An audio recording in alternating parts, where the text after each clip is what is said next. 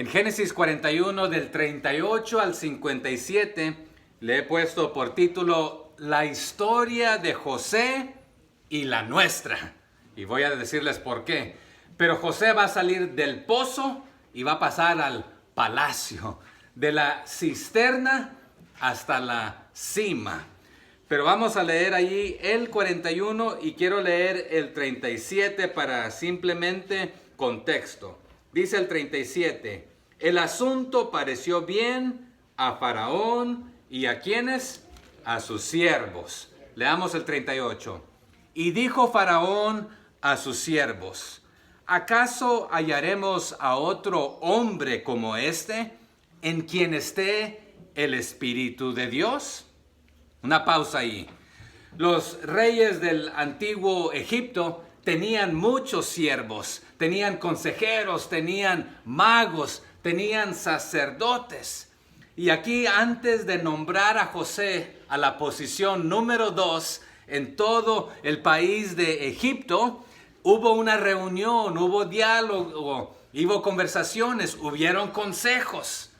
Pero en su gran mayoría, vimos en el 37 que les pareció bien el asunto, pero tienen sus ciertas reservas.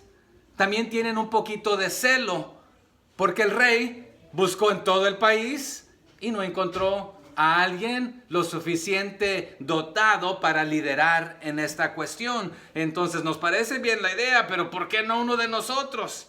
Entonces tienen sus reservas, posiblemente celos, pero Faraón les va a hacer ver una cosa, que no se hallará a otro hombre como José en toda la tierra de Egipto que tenga el Espíritu de Dios. Aquí va a reconocerse que la existencia y el poder del verdadero Dios, creador, el dador de los sueños, es el que también revela los sueños, es el que también sustenta. Y va a suceder de que va a haber una gran hambre, y si Él fue el que dio el sueño y Él da las interpretaciones, Él va a dar a quien liderar en estas ocasiones. Entonces Faraón va a tomar una decisión ejecutiva y va a decir, voy a poner a José para ejecutar los planes, llevar a cabo los planes que este mismo le ha indicado por medio del Espíritu de Dios. José no dijo, Faraón, yo soy ese hombre. No, simplemente le dio lo que se necesitaba y Faraón sabiamente dice, pues no he encontrado a nadie que tenga esos requisitos. Pero el requisito mayor es que tú tienes el Espíritu de Dios, el cual no solamente te reveló los sueños, pero si de Él provienen los sueños y Él es el creador y el sustentador, pues tú vas a ser el... Pero aquí esta idea de que tiene el Espíritu, en hebreo es Ruah, Espíritu. Elohim, el Espíritu de Dios. Pero el faraón entendió que este era un espíritu divino. Pero también se puede traducir de esta manera, espíritu de adivinación o de divinación, de divinidad. Entonces, para Faraón parecía inicialmente un espíritu de sagacidad, de inteligencia, de una deidad. Y más tarde en la Biblia esta frase se utiliza en Números, en Job, en Proverbios, en Daniel, en muchos lugares, como espíritu de divinación o un espíritu superior o espíritu de los dioses santos, como se interpreta en algunos pasajes. Pero Faraón entendió que José no solo tenía la verdadera interpretación del sueño, sino que también tenía la solución, la cual misma provenía de Dios mismo. Así que ninguno en el reino de Faraón había conocido a un hombre como José, no había otro. ¿Con qué? Con el Espíritu de Dios. Así que esto va a hacer que José sobresalga sobre los adivinos, los magos, los sacerdotes, los siervos, porque tiene un espíritu superior. Y no hay nadie mayor y mejor que nuestro Señor, hermanos. Entonces él se pregunta, ¿acaso hallaremos a otro hombre como esto? Y la respuesta es una enfática no. Y quizás esta sea una de las primeras menciones en la Biblia que un hombre tenía el Espíritu de Dios. Sí vemos que hay hombres dirigidos por Dios, pero aquí, pero no es la primera vez que alguien reconozca que la mano de Dios está con alguien. Faraón podía ver el Espíritu de Dios en el carácter de José, en su mensaje, en su interpretación del sueño, en su conocimiento, en su sabiduría, en su humildad, cómo vivía. Pero una pregunta aquí para nosotros para evaluar. La gente con la que nosotros interactuamos, ¿pueden ellos ver la presencia y el poder del Espíritu de Dios en nosotros? José desde el principio le dijo a Faraón y al copero y al panadero: yo no hago esto en mi propia fuerza. No soy yo el que poseo esta habilidad de adivinación, sino que es Dios trabajando y obrando a través de mí, por medio de mí. Allá en el 41, 16, si no me equivoco, dice: respondió José a Faraón diciendo: no está en mí, Dios será el que dé respuesta propicia a Faraón. O sea que José ya le dijo al rey la interpretación y le dio consejo sabio y prudente, pero dice: esto no proviene de mí, proviene de Dios. Pero el rey juzgó sabiamente que alguien tan dotado como José por Dios y tan inteligente en el consejo era la persona mejor para liderar a Egipto a través de los próximos 14 años. Y prácticamente Faraón le va a decir: te voy a ceder todo, solamente voy a estar yo sobre ti. Pero hermanos, usted y yo quizás no conocemos a un rey. Yo he tenido el privilegio y la oportunidad de estar ante reyes, porque hay algunos pocos todavía aquí en esta tierra. Es más, en la universidad, uno de mis compañeros de cuarto era el hijo de un rey, que al regresar, él sería el siguiente en su reinado en Ghana, África. Pero hay muy pocos reyes hoy en día. Pero usted y yo quizás no vamos a tener el privilegio ni la oportunidad de interpretar un sueño para un rey. Pero, nuevamente, los que nos rodean reconocen que en nosotros está el Espíritu de Dios. Salud. Y reconocen que a través de nuestras palabras amables, nuestros actos de misericordia, nuestro comportamiento, nuestros vecinos, nuestros compañeros de trabajo, en nuestros círculos de influencia, ellos ven que habita el Espíritu de Dios en nosotros, al nosotros ser sal y luz. Una pregunta para considerar. Continuemos allí, verso 39. Y dijo Faraón a José: pues que Dios te ha hecho saber todo esto, no hay entendido ni sabio como tú. Pero José no usa eso ahí, una pausa ahí, para enorgullecerse y sentirse altivo, sino con humildad.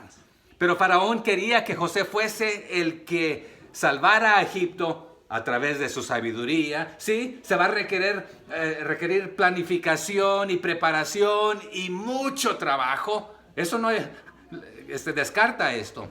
Pero nuevamente todo esto proviene de Dios. La vida de José no fue una de éxito de la noche a la mañana, que algunos dicen que sí. Para mí, Dios lo estuvo guiando durante un lapso difícil. Y lo ha estado preparando para esto por lo menos aproximadamente unos 13 años.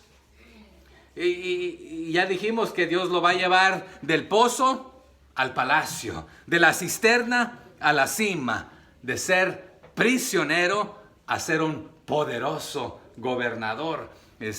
Pero es Dios quien hace la promoción, pero esto sucede a través de dificultades. El salmista dijo en el Salmo 75 del 6 al 7 que Dios es quien humilla y Dios es quien enaltece. Así que, nuevamente, esto no minimiza el trabajo duro, la preparación, los buenos hábitos y otros aspectos que contribuyen al éxito. Pero aún todas estas cualidades son regalos y habilidades que vienen de parte de Dios y hay que recibirlas con gratitud y con humildad. Pero José le está testificando al faraón del Dios verdadero. Y Faraón va a reconocer que la interpretación de su sueño y la solución de su problema van a venir directamente de Dios. Ya pasamos ahí por Génesis 12 anteriormente, pero había otro líder pagano que se llamaba ¿quién me recuerda cómo se llamaba? Termina con Melec, Abimelech, muy bien, tienen buena memoria.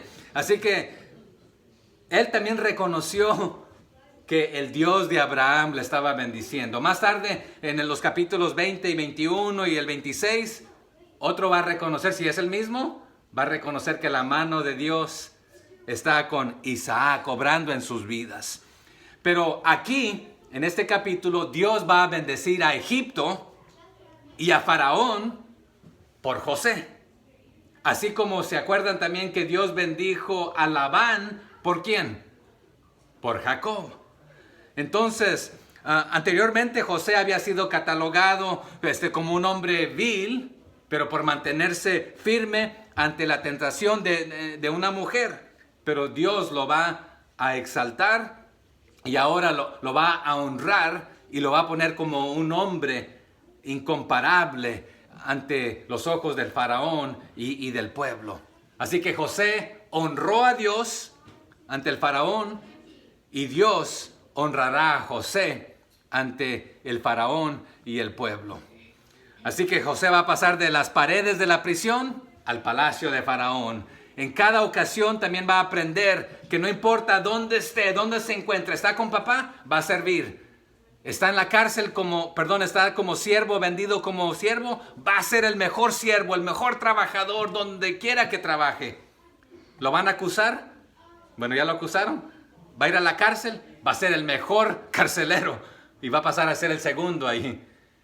Cuando fue siervo, pasó a ser el segundo. Cuando estuvo en la cárcel, pasó a ser el segundo. Y Dios aquí lo va a promover al segundo en mando. En la vida realmente no hay mejor posición que el segundo puesto, porque de ahí puedes influenciar hacia arriba, hacia abajo y hacia los lados. A tus compañeros, a los que ayudas a servir y a liderar y a quien te manda en este aspecto. Así que también para nosotros, cual sea nuestra circunstancia, aprovechemos para hacer nuestro mejor, servir de la mejor manera. Y últimamente, ¿a quién servimos nosotros, hermanos?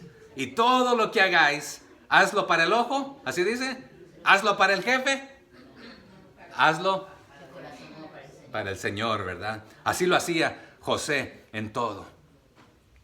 Alguien también dijo que Dios se hizo hijo de hombre para que los hijos de hombre pudiesen llegar a ser hijos de Dios.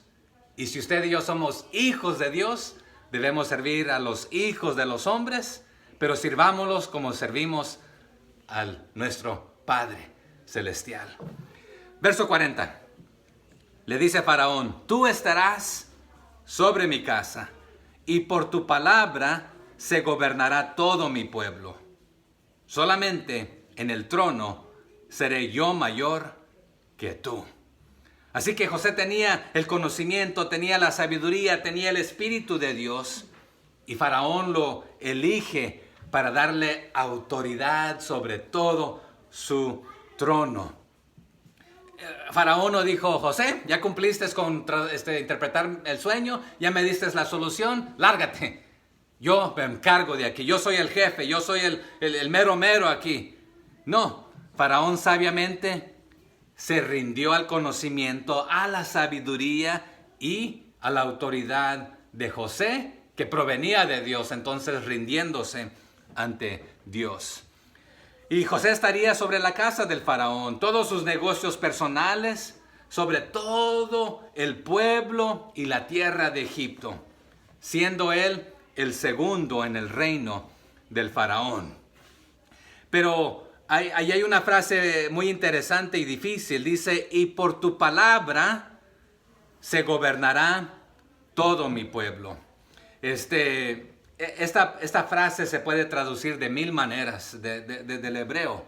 Se puede traducir conforme a tu boca será gobernado mi pueblo. Y ese es como lo tenemos aquí. Pero en el sentido general es que todo el pueblo de Egipto obedecerá tus órdenes. Las órdenes de José. Pero la traducción más literal es un poco más compleja. Da la idea de usar tus labios para, como tipo besar. Entonces, se puede traducir así. En tu boca besará todo mi pueblo. Y suena raro. Pero esa traducción puede decir, esta es la interpretación. O sea que te rendirán con sus labios, por lo que sale de tu boca, homenaje a ti. Te rendirán homenaje a ti, José. Se puede traducir de esta manera, confesando tu nombre de José.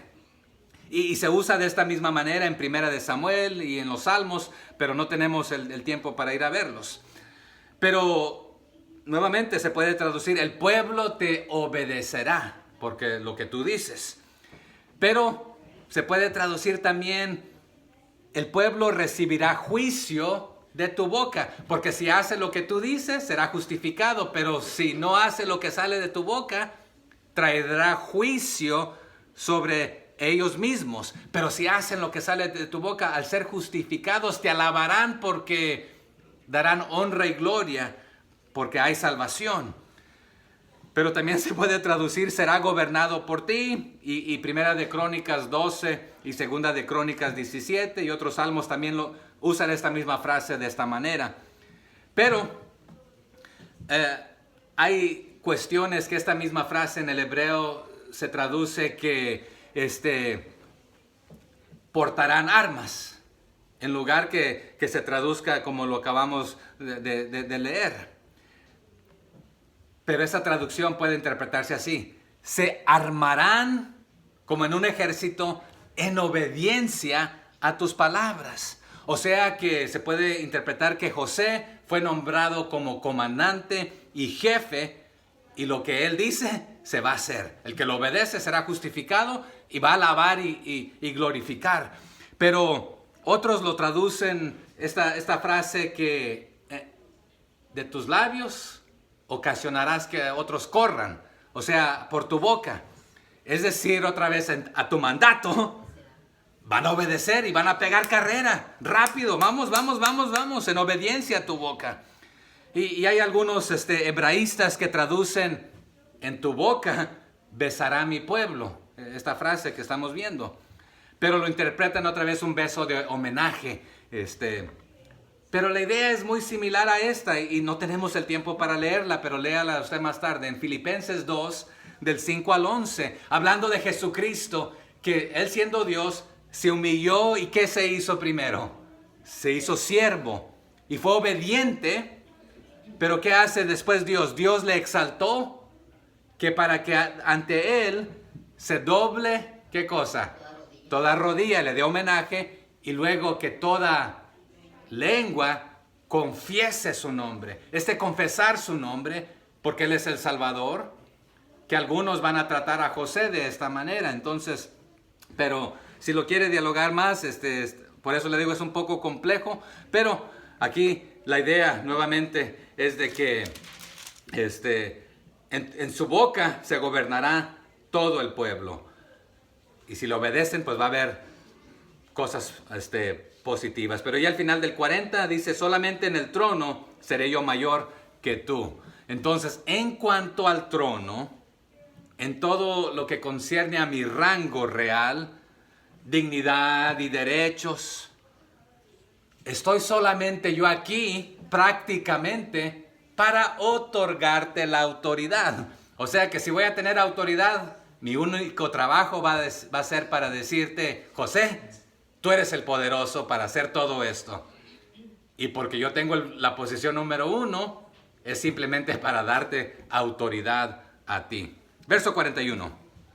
Dijo además Faraón a José: he aquí, yo te he puesto sobre toda la tierra de Egipto. Entonces, y esto va a introducir nuevamente que le va a dar vestidura, insignias, collar, anillo, carro, etcétera. Vestimenta especial. Pero vamos a ver la humildad de José. Hermanos, la humildad precede al honor. El servicio y el sufrimiento son los mejores tutores aquí para José y para nosotros también. Pero José un día va a ser restaurado y aquí está siendo restaurado. Él había soñado de estas cosas. ¿Se acuerdan cuando su papá y sus hermanos se reían? Nosotros, postrándote a ti. Por favor, nos vamos a arrodillar. Tu nombre va a estar loco, José. Verso 42. Entonces Faraón quitó su anillo de su mano. Y este era el que se usaba para sellar los edictos y todo. Y lo puso en la mano de José. Y lo hizo vestir de ropas de lino finísimo. Y puso un collar de oro en su cuello. Entonces aquí a José se le entregó la más alta posición en la esfera de las finanzas. Los egipcios llamaban a un funcionario tan prominente como como José, portasellos real. En estos tiempos el anillo tenía una insignia que cuando se utilizaba un tipo de cera o seda, en ese anillo se quedaba el sello ahí, decir esto es autoridad y nadie puede revocar esto. Entonces por eso le nombraban portasellos real, porque su palabra era la ley. Pero aquí el anillo era la expresión de la autoridad del faraón. Y ahora José tiene esta autoridad. Y cambió José los grilletes de prisión, de prisionero, por el anillo del faraón. Intercambió sus trapos sucios y sin afeitarse. ¿Se acuerda que así nos dice anteriormente? Por ahora unos maravillosos vestidos de lino finos, reales, de los más caros. Intercambió sus cadenas de esclavo por un collar de oro. Y nuevamente ese anillo de sello era lo que daba los decretos, autoridad, la estampa, que nadie la podía cambiar ni reversar. Era la autoridad sobre todo el país. Pero el lino fino era una gran finura, blancura, y estos linos pasarán más tarde a ser los linos finos de la vestimenta de los sacerdotes que el Señor va a utilizar en su pueblo. Éxodos nos va a hablar de esto. Pero esta cadena de oro, esta es una insignia real de rango y dignidad, de que no había mayor que este. En cuanto a Faraón, era José el segundo en mando. Si usted busca ahí en la enciclopedia británica, y ahora en el internet, pero también en la enciclopedia británica, se han descubierto, están ahí las historias de diferentes lugares antiguos, donde los que labraban este oro, las cadenas, los anillos, se utilizaron después como patrones para los diferentes joyeros hacer sus diseños. Pero inicialmente solamente la realeza tenía esta clase de... Hoy algunos quieren lucir sus cadenas, sus oros, pero en estos tiempos simplemente era la máxima autoridad para reconocerle quiénes eran. Pero aquí José está cambiando nuevamente sus cadenas de prisiones por cadenas de oro, sus trapos por lino fino, sus cepos va a cambiarlos por un carro. Su prisión por el palacio, ser cautivo de Potifar por ser señor de su amo, el que fue su amo. Verso 43. Y aquí Faraón, y lo hizo subir Faraón en su segundo carro, porque Faraón va en el primero, y pregonaron delante de él. Y preste atención a esta frase, y pregonaron delante de él. No queda claro quién pregonó, si los siervos de Faraón o si todo el pueblo, y lo vamos a hablar. Doblad la rodilla Y esta frase también se interpreta de mil maneras, pero aquí, doblad la rodilla, y lo puso sobre toda la tierra de Egipto. Entonces pregonan delante de él, doblad la rodilla. La palabra aquí en hebreo es abrech. La primera parte de abrech, o la palabra abrech se traduce arrodillarse, pero también se puede traducir postrarse. Pero también se puede traducir como padre, porque ¿se acuerdan qué significa ab? Papá. Entonces se puede interpretar que ríndanle homenaje, no al nuevo papa, sino al padre del país. ¿Y cómo esto? Príncipe se puede traducir. Vaya conmigo al 45:8 de ahí de mismo Génesis, porque se puede traducir príncipe nativo. O sea que lo están proclamando como el encargado de todo el país ahora. ¿Qué dice el 45:8? Así pues, no me enviasteis acá vosotros, aquí hablando José, sino Dios, que me ha puesto por, ¿qué dice ahí? Padre de Faraón, y por señor de toda su casa, y por gobernador en toda la tierra de Egipto. Entonces, ¿qué significa aquí? Porque en el 43 dice, y lo hizo subir en su segundo carro, y pregonaron delante de él, doblad la rodilla. Y le puso sobre toda la tierra de Egipto. Pero les dije que esta frase, doblar la rodilla, puede significar de abrech, arrodillarse, postrarse, o puede significar padre, príncipe nativo, y José mismo dice, ahí en el 45:8 se traduce como padre. Pero otra traducción posible también es de que abran, así como de abran brecha o paso. Y pueda referirse al grito de los heraldos que van gritando, póstrense, arrodíllense ante José, reconociéndole como la cabeza, la autoridad que tiene toda potestad en este aspecto. Pero también esta frase se puede interpretar como inclinar la cabeza. Inclinen su cabeza, doblen rodilla ante el gobernador virrey, ante el príncipe puro. Pero también esta palabra puede traducirse alégrense, porque este gobernador, este padre, este rey, este virrey es la salvación para nosotros. Entonces puede traducirse en un sentido de regocijarse o ser feliz. Y aquí esta frase está en el imperativo. Entonces se le puede estar diciendo, dirigiéndose el pueblo, en otras palabras, que el pueblo está clamando delante de él, delante de José. Y no es un heraldo que va delante diciendo póstrense ante José, sino que el mismo pueblo está diciendo postrémonos doblemos rodilla ante él. Pero cual sea este aspecto, vamos a ver que José es un tipo de Cristo, y vamos a conectarlo más tarde, porque también un día Jesucristo vendría y donde la gente estaría postrándose y alabándole, pero después se tornan ante él. Vamos a ver que con José se le va a tornar el siguiente faraón y su descendencia, ¿verdad? Pero estas interpretaciones que les acabo de dar, esto es si esta es una palabra hebrea.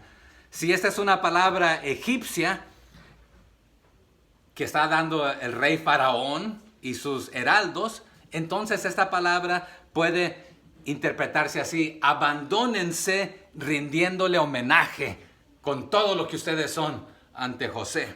Que también pueda llevar esa idea de inclinar su cabeza, arrodillarse, besar hacia el frente, que también lo conectamos con la anterior.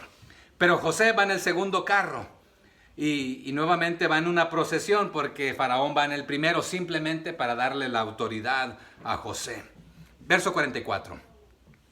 Y dijo Faraón a José: yo soy Faraón, y sin ti ninguno alzará su mano ni su pie en toda la tierra de Egipto.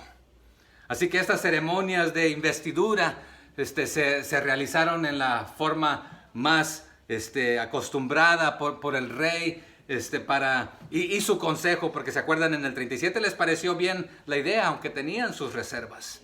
Pero Faraón dice, sin ti no somos nada, sin ti vamos a morir, entonces sin ti nadie se va a mover, sin ti nadie va a actuar, pero cuando tú hables, vamos a correr, vamos a hacerlo, vamos a obedecer, todos nosotros. Entonces, esta es una expresión de gran poder. La autoridad de José debía ser absoluta y para todo el país. Aunque yo soy el faraón, estoy aquí para darte la autoridad, pero aún yo me voy a someter a ti. Así que, acordémonos, primero José fue arrastrado como esclavo, llevado, vendido, después de que lo tiraron al pozo. A los esclavos se les arrastraba encadenados. Pero ahora va viajando en carro, con honores, como el gobernante más poderoso. Pero eso no le sirvió para enorgullecerse, porque él reconocía en humildad que Dios lo había llevado aquí en sometimiento a él. Allí el faraón, cuando le dice sin ti, nuevamente expresa la idea de autoridad. José antes solamente podía obedecer órdenes. Ahora aquí él va a ser el que va a dar todas las órdenes. Pero hay que entender esto. No va a ladrar órdenes para decir, sírvanme a mí. Aquí mi chicharrón truena. Aquí soy el único que mando. No. Las órdenes van a ser para salvar a todo el mundo conocido en este tiempo. No con ego, sino con humildad. Y de una manera mayor aún, nuevamente José es un tipo de Cristo. Y en Jesús a nosotros, hermanos, también se nos ha dado la autoridad, se nos ha dado un vestido nuevo, ornamentos y riquezas, y nos dice todo lo que es de Él es nuestro. Somos sus, ¿cómo nos dice la Biblia? Si Él es el dueño de todo, somos co-herederos juntamente con Cristo, ¿verdad? 45. Y llamó Faraón el nombre de José Safnat Panea, y le dio por mujer a Asenat, hija de Potífera, y Potífera es un hombre aquí, sacerdote de On. Y salió José por toda la tierra de Egipto. Así que el nombre Safnat Panea es un poco raro, pero es en el idioma de los egipcios. Y este nombre también se puede interpretar de 1000 maneras. Algunos lo interpretan que Safnat Panea significa revelador de secretos, salvador de la tierra. Pero los jeroglíficos, este era el tipo letra, pero eran dibujitos que usaban los egipcios, a veces leen de esta manera: hombre sabio huyendo de la contaminación. Que lo interpretan otros diciendo hombre sabio huyendo del adulterio. Porque se acuerdan que la mujer le decía, acuéstate conmigo, José. Pero otros lo interpretan de esta manera, especialmente el faraón: Dios habla y vive. Pero otros lo interpretan, Dios dice que está vivo. Otros lo interpretan, Dios habla, Él vive. Pero algunos también lo interpretan, tu Dios habla, tu Dios vive. Y por eso a veces también se le nombraba a José como el Salvador del mundo, o el príncipe de la vida del mundo. Algunos le nombraron el alimento de la vida, o el alimento de los vivos, dando a entender que Dios se ha comunicado con nosotros, con su palabra, le dio sueño al faraón, le dio la interpretación por medio de José. O sea que Dios vive y Dios habla, y Él es el sustentador, Él es el creador, y está en medio de nosotros, es lo que les está dando a entender. Pero hay algunas leyendas judías que dicen, estas son leyendas judías, no está en la Biblia, Pero estas leyendas judías dicen que cada letra del nombre egipcio de José significaba algo y que juntas estas letras significaban vidente, redentor, profeta, apoyador, intérprete de los sueños, inteligente, discreto, sabio, etc. Pero también aquí Faraón no solamente le da un nombre egipcio, le da una esposa aparentemente egipcia, Asenat, hija de Potífera. Y nuevamente Potífera, aunque suena como nombre de mujer, es un nombre. Pero algunos intérpretes creen que Faraón lo está haciendo natural ahora de Egipto. Por ejemplo, algunos nos hemos podido venir para acá y después al recibir el estatus de aquí, se llama naturalizado, ¿se dice en español? Naturalización, ¿verdad? Naturalizado. Entonces, que es el intento de Faraón, pero lo casa con una mujer poderosa de la alta sociedad, con una familia de alta distinción. Pero también las leyendas judías dicen que Asenat era la hija de Dina y Siquem, y que ella había sido abandonada en la frontera de Egipto y había sido adoptada por un sacerdote egipcio, y que es la que pasa a ser la esposa de Faraón. Pero esas son las leyendas judías para no casar a José con una mujer egipcia, pagana.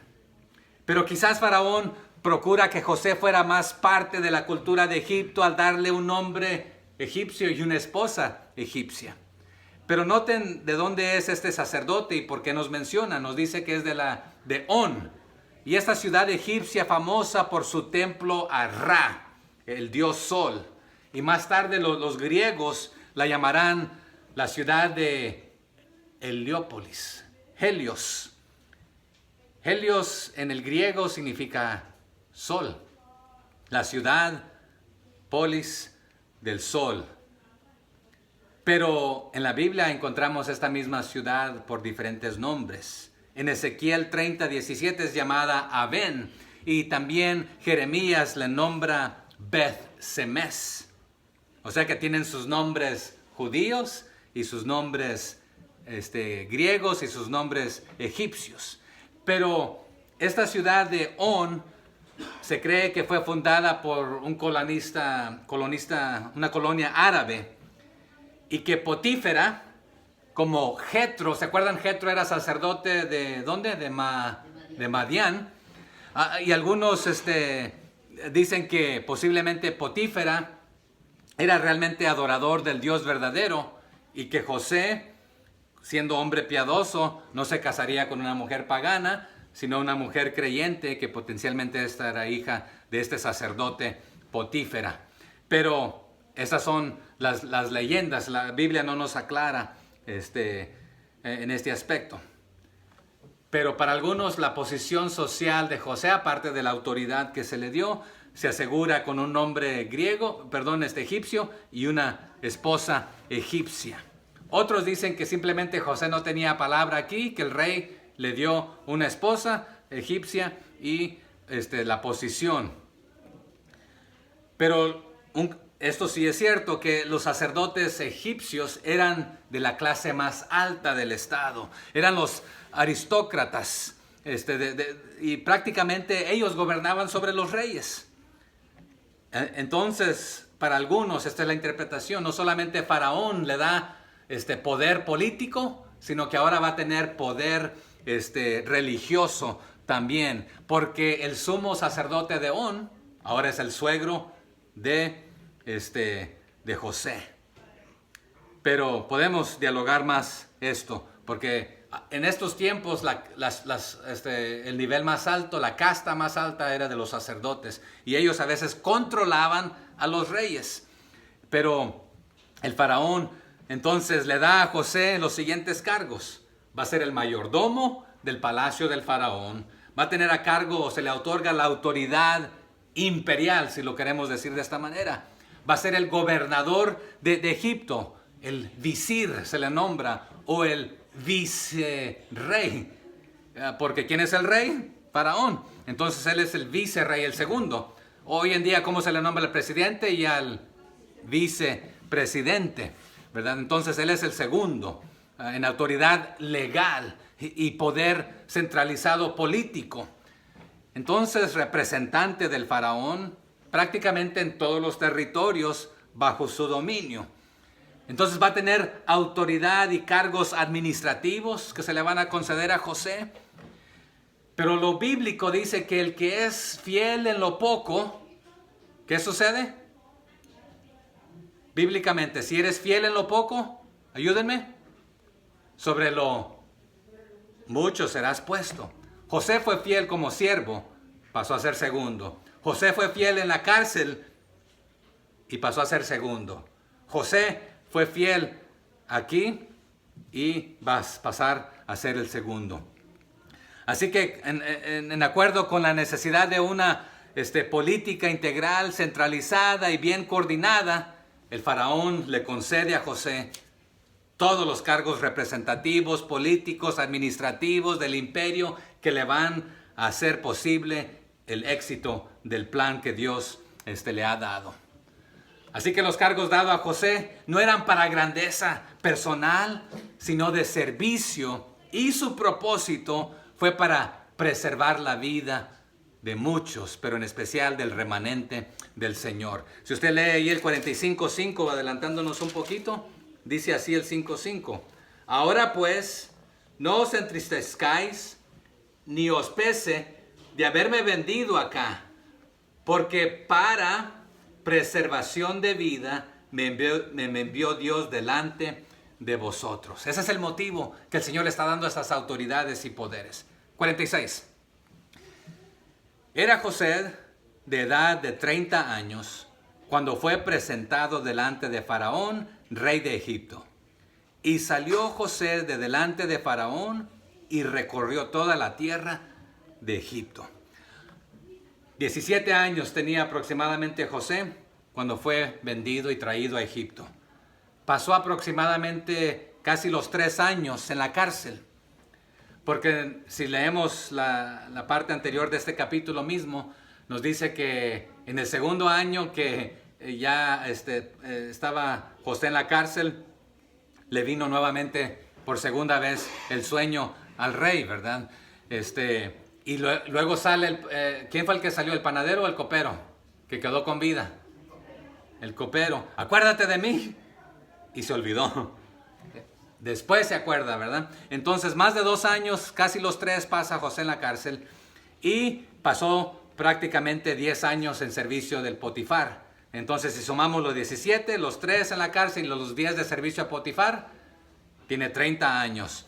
Pero a los 30 años, este jovencito salió y recorrió todo Egipto, inspeccionando la tierra productora de trigo, de grano, para determinar los sitios, las ciudades. Aquí vamos a hacer un almacén, una bodega, para almacenar todo el grano, el trigo, el maíz, lo necesario para las diferentes partes del país. No creó algo solamente para central, sino que en cada estado, en cada lugar, dividió la tierra en distritos, nombró a supervisores en cada distrito, organizó trabajadores para erigir, construir los graneros, organizó equipos para llevar el grano en exceso a los graneros. Antes se coleccionaba el 10%, pero aquí va a quintar. Y una quinta parte de 100, ¿cuánto es? El 20%. Entonces va a recoger el 20% de las cosechas sobreabundantes, o sea que va a sobreabundar el 20%. En parte va a ser lo que sobra, pero en parte va a comprar también grano, trigo, maíz de diferentes países a su alrededor. Entonces va a coleccionar esto por 7 años, entonces tiene que estar bien organizado. Imagínense esa tarea enorme a los 30 años, pero Dios lo ha estado preparando por 30 años para esta tarea. Pero aquí hay algo importante, los nuevos honores, el nuevo poder van a imponer y van a exigir nuevas obligaciones y nuevas responsabilidades. Porque hay un dicho que con gran autoridad, ¿qué viene? Gran responsabilidad. Entonces la autoridad no es para decir yo soy el que mando aquí y hágase como yo digo. No, la autoridad trae gran responsabilidad. Y el número 30 es muy importante, porque a los 30 años en la historia de los judíos, ¿qué ha sucedido? ¿Quién comenzó su ministerio a los 30 años? Jesús. Y no tenemos el tiempo para verlo, pero en Lucas 3:23 nos menciona, y hay otros ejemplos. Verso 47, porque vamos aquí más rápido. En aquellos 7 años de abundancia, la tierra produjo a montones. O sea que esto significa que hubo exuberancia, cosechas más de lo necesario, pero era para la preparación de lo que vendría. O sea que la tierra brotó de a puñados, abundantemente. 48. Y él, José, reunió todo el alimento de los 7 años, o sea que bajo su liderazgo, de abundancia que hubo en la tierra de Egipto, y guardó alimento en las ciudades, poniendo en cada ciudad el alimento del campo de sus alrededores. O sea que por 7 años de abundancia almacenó en los graneros, en cada ciudad. Yo no he recorrido todo Egipto, pero he tenido la oportunidad de estar en Egipto. Pero es un país grande.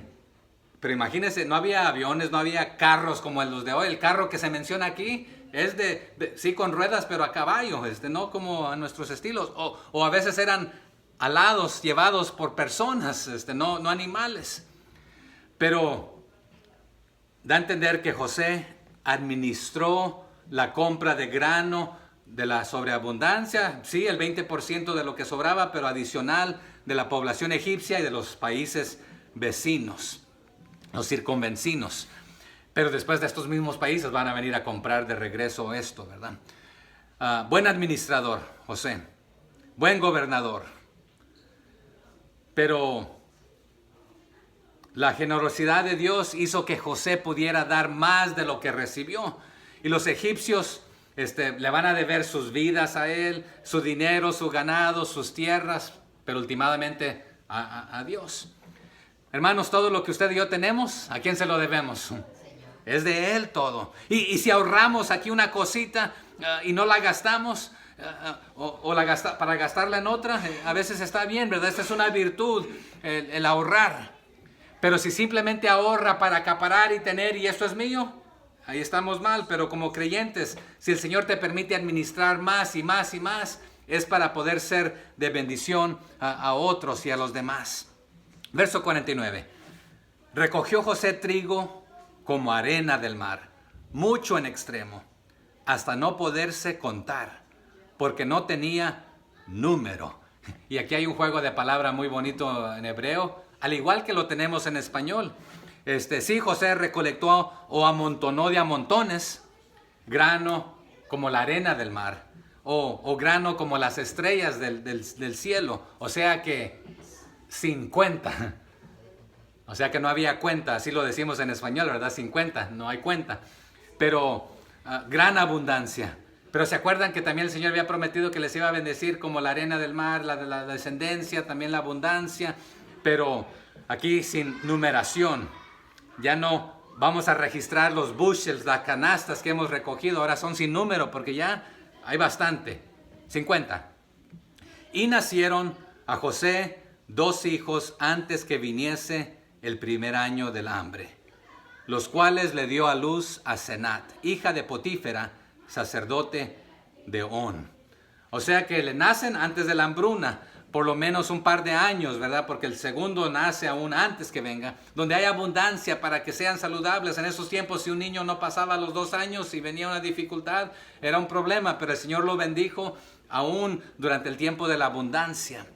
Pero el nacimiento de sus hijos también le da a entender que no solamente hay prosperidad de liderazgo, sino que también prosperidad doméstica. Y el nacimiento de sus hijos es interpretado también como un favor divino, porque en estos tiempos si alguien no tenía hijos, era como visto, y a lo largo de la Biblia vemos esto como una maldición. Verso 51.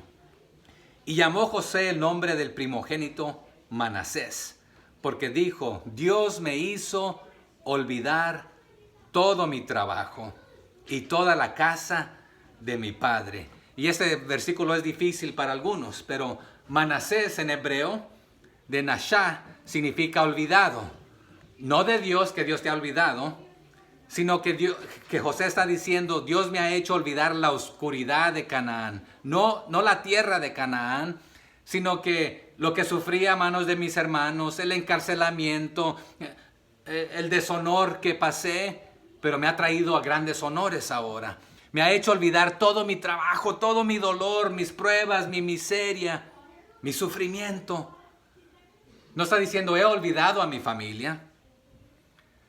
Pero en la medida en que habían sido una fuente de dolor para él y aflicción, cuando se burlaba, nos vamos a postrar, estás loco, José. Mira, ahí viene el soñador de burlas. O sea que ya no los recuerdo de esta manera a ellos. Estoy dispuesto a olvidar el maltrato cruel de mis hermanos. Porque nos dice la Biblia que el amor cubre una multitud de ¿qué cosa? De pecados.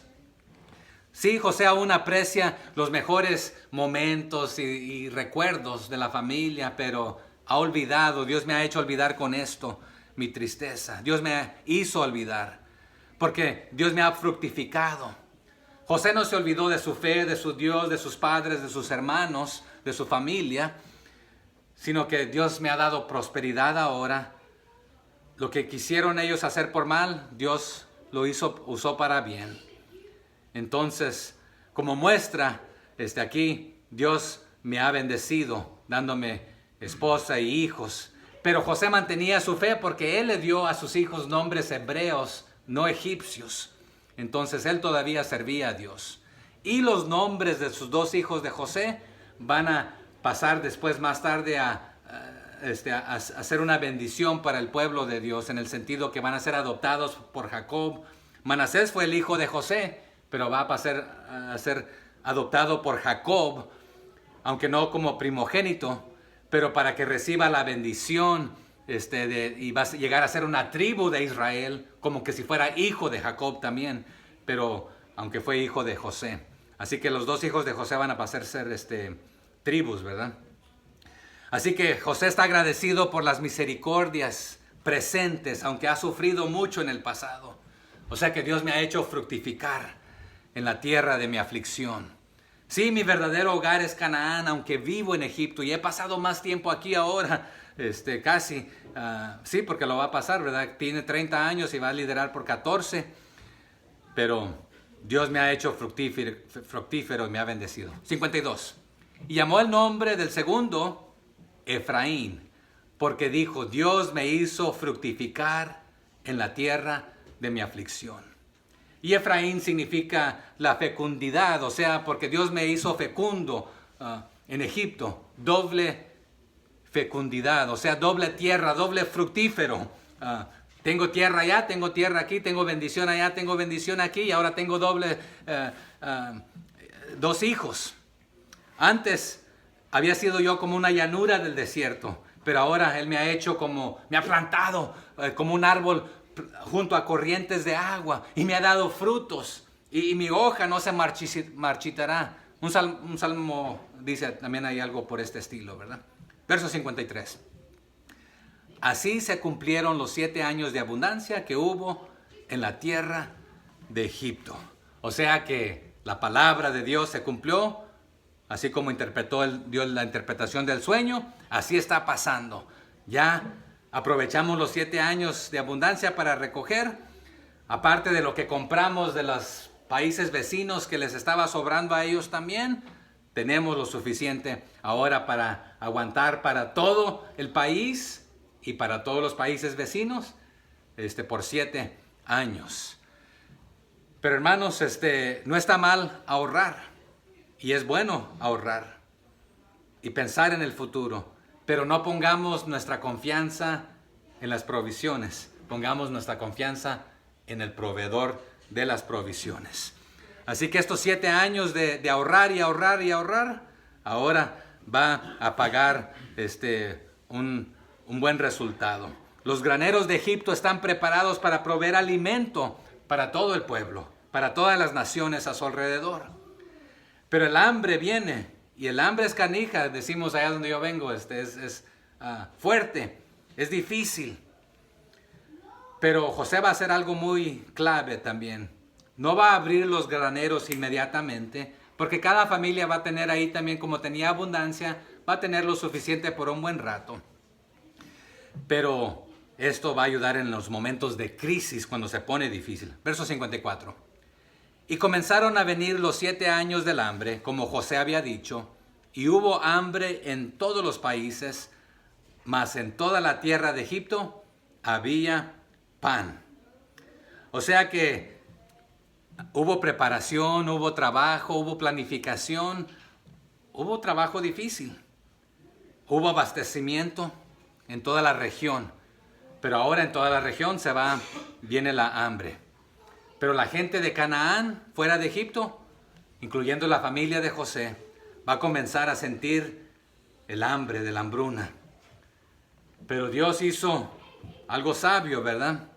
Aunque ellos no lo esperaban, permitió que José fuera vendido y mandado a Egipto. Si lo mandan a otro lugar, Dios usa aquel lugar. Dios se provee siempre, pero lo mandó por delante para salvar al remanente. Hay un pasaje en la Biblia que nos dice, y sabemos que todas las cosas, creo que es en Romanos, que hacen, que obran para bien. ¿Para quiénes? Para aquellos que, conforme a los propósitos de Dios, son llamados y aman a Dios, ¿verdad? ¿Se acuerdan que dice Romanos 8:28? Ahí se los dejo de tarea. Pero el hambre, hermanos, en la historia secular y en la historia bíblica, tenemos muchos ejemplos del hambre. Hay donde se han comido perros, gatos, y hay países que los comen como carne normal. Pero cadáveres de animales y hasta personas caníbales. Es más, hubo una historia en Sudamérica que una avioneta se estrelló y estuvieron perdidos ahí, abandonados, y comenzaron a comerse el uno al otro. Aquí en este país, cuando la gente iba hacia California, algunos que fueron atrapados en nieves y comenzaron a comerse a sus animales, a sus caballos, y luego al que ya no iba a sobrevivir. El hambre te hace hacer cosas. En la Biblia tenemos ejemplos, no tenemos el tiempo para ir a verlos. Pero que a veces dos madres decían, pues hoy nos comemos al tuyo y mañana al mío. La escasez nos hace hacer. En Segunda de Reyes hay un gran ejemplo. En Jeremías también hay ejemplos de descripciones difíciles de las consecuencias del hambre. Pero si quiere esos pasajes más tardes. Algunos de ellos decían, nuestra piel se puso negra como un horno a causa de la terrible hambruna. Pero hay países hoy en día que están sufriendo de esta manera. Vemos el efecto del hambre también en los hijos de Jacob en Canaán. Y nos dice, si leemos el pasaje, no lo vamos a ir, se miraban uno al otro y los rostros estaban tristes, chupados, mirándose el uno al otro, desesperados. Tenían dinero, tenían rebaños, pero no tienen pan, no tienen trigo, no tienen grano para alimentar a sus animales, para que continúen viviendo entonces, y para sí mismos. No podían comerse el dinero. Pero si te comes tus animales desde un inicio, pues y no tienes grano para darles de comer y mantener la lechita o la carne para la ropa, etc. Pero hermanos, hay algo peor que no tener algo físico y material. Hay una hambre hoy en día espiritual que no está siendo satisfecha y muchos la buscan en diferentes cosas. Lo buscan en el placer, en el dinero, en las drogas, en otras cosas. Pero busquemos a Cristo, que Él es el pan de vida, el pan del cielo, el Salvador de nuestras almas. Pero hay gente que tiene hambre espiritual y hambre física. Pero tengamos hambre y sed de justicia y busquemos el pan de vida. Pero aquí, en todos los países, en Egipto, en Arabia, en Palestina, se vino esta hambre. Pero va a estar difícil esta catástrofe. Y la historia registra muchos tiempos así que hubo muchas hambres. Se requería de las condiciones perfectas para producir buenas cosechas. Egipto tiene mucho desierto, pero tiene ríos. ¿Quién recuerda alguno de los ríos de Egipto? Está el Nilo. ¿Cuál otro?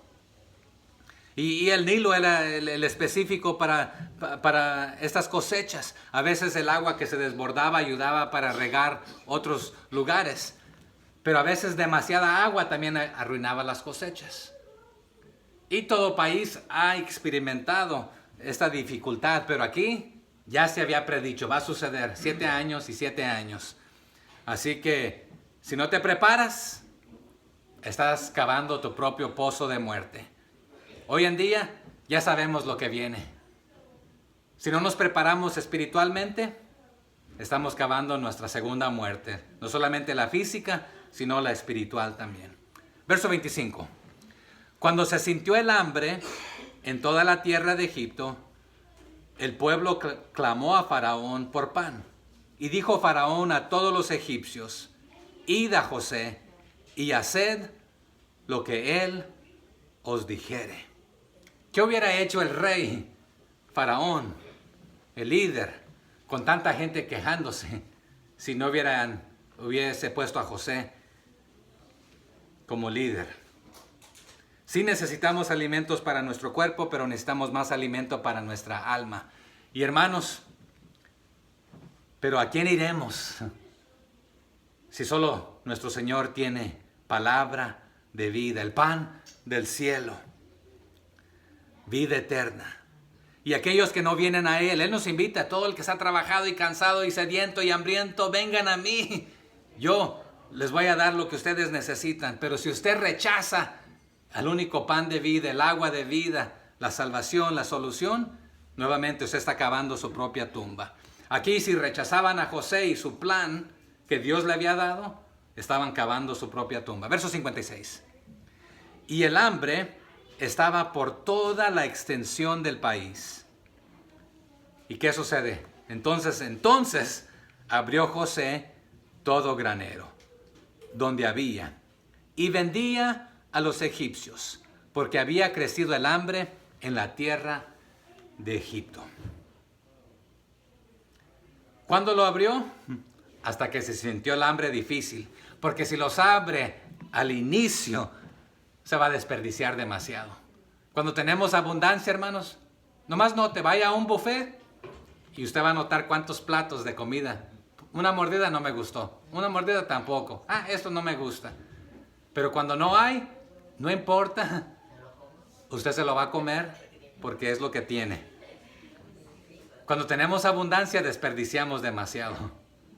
Pero cuando hay muy poco, lo vamos a repartir bien. Yo he estado en iglesias y en países donde para toda la iglesia, la celebración y el festín, la gran celebración es una sola pizza.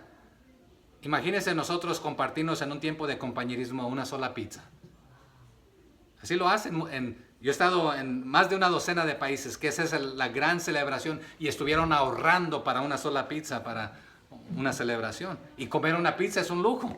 O sea que se dan su lujo, pero se lo están dividiendo entre toda la congregación para su compañerismo.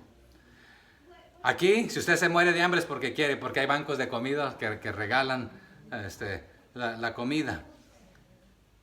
Pero, nuevamente, ¿qué sucedería en estos tiempos? O llovió demasiado, o no llovió, pero ya se había dicho. ¿Pero por qué se vendió? Porque, nuevamente, no hay nada malo con regalarlo. Hay el lugar para regalarlo. Pero si usted lo regala todo, no vamos a ir muy lejos. Si nos queremos salir aquí afuera, aquí hemos regalado nosotros comida a los que tienen hambre a veces no tienen hambre, nos la rechazan. Si nos ponemos a regalar a la comida a todo Conway, ¿quiénes la van a agarrar? Vayan, ahí están regalando comida, esa es gratis. Hasta el que no la necesita, la va a agarrar. Pero si realmente el que la necesita solamente solamente el que la necesite lo agarrara, no habría problema. Pero a veces agarramos cuando aún no lo necesitamos, ¿verdad? Entonces, si José abre los graneros a un solo, cada quien corre, no vamos lejos. ¿Qué sucede cuando viene una tormenta fría aquí? ¿Qué le pasa al pan y a los huevos y a la leche? Porque ¿qué hace todo el mundo? Acapara, porque quiere asegurar la sobrevivencia por ese momento de su familia. Y el que realmente tenía la necesidad y no se preparó va y llega. Sí, encuentra vacío. Encuentra todo vacío porque se fue. Pero así pasaría. Por eso se tiene que vender, porque lo único que tú quieres y necesitas lo vas a comprar. Tenían dinero, lo que faltaba era comida, ¿verdad? Pero bueno, y hay registros de que ha sucedido esto, quedó en la historia grabado, de diferentes ángulos seculares también. Se le tuvo que poner precio al grano, porque esto también se alienta a la gente a practicar la frugalidad, de hacer, ¿es esa palabra en español? Frugalidad. O sea que cuidar lo que tienes y medirlo bien y preservar también la independencia y la dignidad. Porque a veces al que no se necesita se le da y tiene habilidad. Hay un banco de comida aquí que ayuda, pero activa a todos los que le va a dar de comer. Ah, ¿tú sabes cocinar? Pues aunque no tiene, ayuda a cocinar. Ah, tú no sabes cocinar, ayuda a poner las mesas. Tú ayuda a servir. O sea que todos hacen algo y les regresa la dignidad. Porque si nomás vamos y servimos y recibimos y comemos, el que puede hacer algo no lo hace y se acostumbra simplemente a ya no hacer nada. Ok, y no voy a hablar de los gobiernos porque hay diferentes tipos de gobiernos, porque se me está yendo el tiempo y bueno, se me fue el tiempo. Pero aquí esa es la pelea en este momento, que se ha regalado comida y estampillas y algunos dicen que se va a eliminar porque algunos que no las necesitan las reciben porque lo intercambian por otra cosa y compran y la venden. Pero el que realmente la va a necesitar va a reaplicar, bueno, cuáles van a ser las medidas. Pero el que se acostumbró a vivir de ahí, ¿para qué trabajo si me dan más ahí con lo que voy a ganar? Entonces eso no anima a trabajar y por eso se vendió. Pero a veces es necesario regalarla. Y otro tema para otro tiempo. El 57 y terminamos, ¿verdad? Vamos terminando aquí. Y de toda la tierra venían a Egipto para comprar de José, porque por toda la tierra había crecido el hambre. O sea que de Canaán, de Siria, de Arabia, de Palestina, de todos otros lugares venían a comprar ahí. Todo lo que un hombre tiene, y las mujeres también, lo dará por la vida. Y por lo necesario para preservar la vida. ¿Qué hacemos en esta vida? Trabajamos y trabajamos para tener dinero, para poder comer y vivir. Pero a veces malgastamos nuestra salud trabajando tanto para después regresar todo nuestro dinero, para obtener de regreso un poco de salud, un poco de medicina, un poco de alivio. Pero si sientes que te estás muriendo, hay gente que ha gastado todas sus inversiones para vivir un rato más. ¿Por qué estamos aquí? Muchos venimos buscando una mejor vida. Viajaremos a regiones distantes, lejanas, para evitar morir de hambre en nuestra tierra. Pero nuevamente José, siendo un tipo de Cristo, bendiciendo a todas las naciones con el pan de su tierra, de vida. Y Jesús es el pan del cielo, nuevamente la bendición para el mundo entero. Y el que lo rechace, pues nuevamente está buscando su propia muerte. Pero una pregunta aquí. ¿Estamos dispuestos a ir hasta otro lugar para obtener trabajo? Aquí nos ofrecen un mejor trabajo, nos movemos y vamos para allá. Para sobrevivir y obtener una mejor vida. Pero ¿estamos dispuestos nosotros a cruzar la calle, a viajar a otra ciudad, a ir y movernos a otro estado porque sabemos que allí están sedientos y hambrientos de lo espiritual y no han escuchado la palabra del Señor y de que Él es el pan del cielo, el pan de vida, la solución para la oscuridad en que ellos viven? ¿Dispuestos a compartir el pan de vida? Y ahí termino con esa pregunta.